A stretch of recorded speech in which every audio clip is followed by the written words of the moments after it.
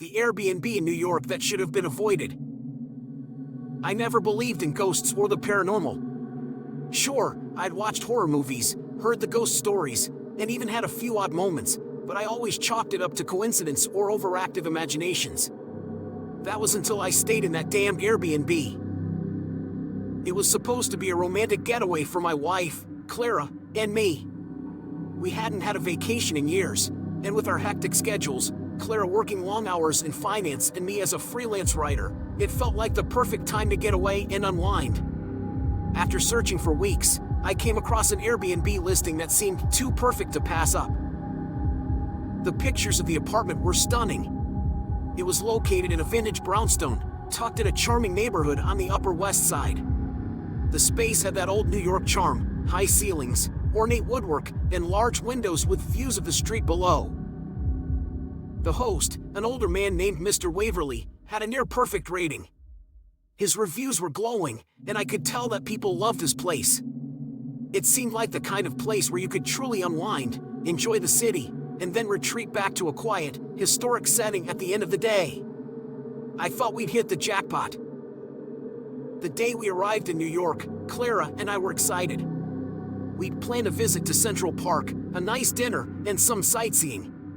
But when we got to the building, things felt off. The exterior of the brownstone looked like something straight out of a Gothic novel. The brick was old, and the windows had that eerie, weathered quality to them. The front door creaked when we entered, and the lobby felt dim despite the afternoon sunlight outside. The elevator, small and rickety, groaned as it carried us to the third floor, where our apartment was. I brushed it off. It was an old building, after all. Of course, it would feel a little strange. Mr. Waverly greeted us warmly when we arrived at the door to the apartment. He was an odd-looking man, tall, thin, with a long face that seemed perpetually strained. His hair was white, combed meticulously, and his clothes looked like they hadn't changed in decades.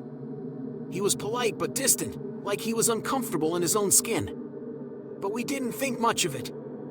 He gave us the keys, showed us around the apartment, and then left, reminding us to reach out if we needed anything. The apartment was gorgeous. It had the kind of antique furniture you'd expect from a place in this neighborhood: Victorian armchairs, a velvet sofa, an old fireplace with a cracked mirror above it. The floors creaked underfoot, and the scent of wood and aged leather filled the air. But something about it felt heavy. I couldn't quite put my finger on it. It wasn't cold, but there was a certain chill that seemed to hang in the air. Clara and I decided to explore the area, pushing aside the strange feeling that had settled over us. We spent the day walking through Central Park, getting lost in the winding paths and enjoying the warmth of the afternoon sun. But when we returned to the apartment that evening, the atmosphere had shifted. It wasn't just that the apartment felt off, it felt wrong. As soon as we walked through the door, the temperature seemed to drop, and a sense of unease gripped me. Clara didn't seem to notice at first, but I could tell she was a bit on edge as well. She kept looking over her shoulder, like someone was watching her, even though we were alone. We decided to call it an early night. The bed was large, and the sheets were soft, perfect for relaxing after a long day. But as I lay there, staring at the ceiling, I could hear strange noises. It was something different, faint, distant whispers. I chalked it up to the city noises, maybe some old pipes or the wind. But as I closed my eyes, I couldn't shake the feeling that something was in the room with us. I tried to ignore it, but sleep didn't come easily. Around 2 a.m., I woke up to the sound of something moving in the apartment. My heart raced as I turned over to see if Clara had woken up too. She was still sound asleep, her back turned to me. The sound was coming from the hallway, just outside the bedroom door. It sounded like footsteps, slow, deliberate, dragging. I held my breath, straining to listen. It wasn't a car passing by or the building settling. It was something else. Something alive. I didn't want to wake Clara, not when she was finally asleep. So, I quietly got out of bed and tiptoed toward the door. The hallway was dark, but I could make out the faint shape of the old coat rack near the entrance. The air felt thick, heavy, like I was walking through water. I reached the hallway and stopped. The footsteps had stopped, too. But I could still feel a presence, something watching me. I stepped back into the bedroom, closing the door quietly behind me. The feeling didn't leave. It was like the apartment itself was alive, breathing down my neck. The next morning, I didn't bring it up to Clara. She would have laughed it off, thinking I was just spooked. But I couldn't shake the feeling that something was wrong with the apartment. It wasn't just old, it felt tainted.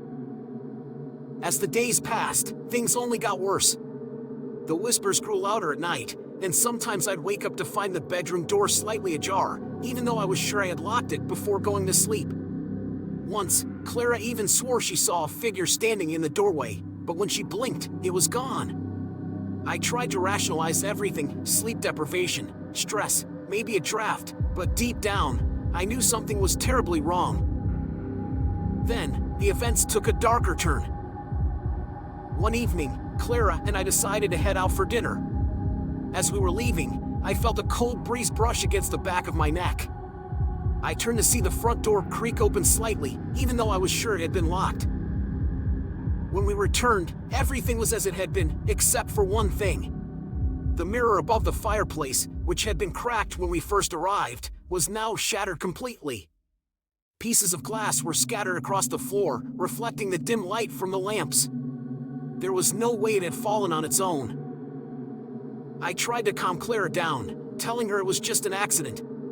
But even as the words left my mouth, I knew I didn't believe them. That night, the whispers were louder than ever. And this time, they weren't just whispers. It was as if a voice, low, guttural, and angry, was speaking to me directly. I couldn't take it anymore. I grabbed Clara, and we left the apartment at 3 a.m. We went straight to a hotel, not caring about the cost, not caring about the inconvenience.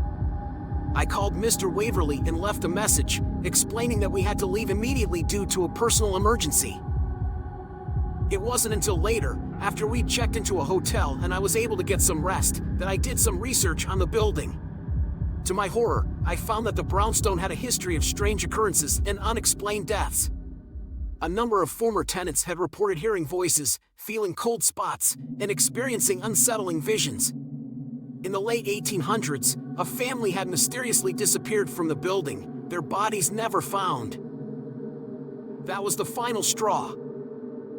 We never returned to that Airbnb, and I'm never going near that part of New York again. To this day, I can't shake the feeling that something followed us out of that building. Sometimes, late at night, I still hear the whispers. But this time, I know they're not just in my head.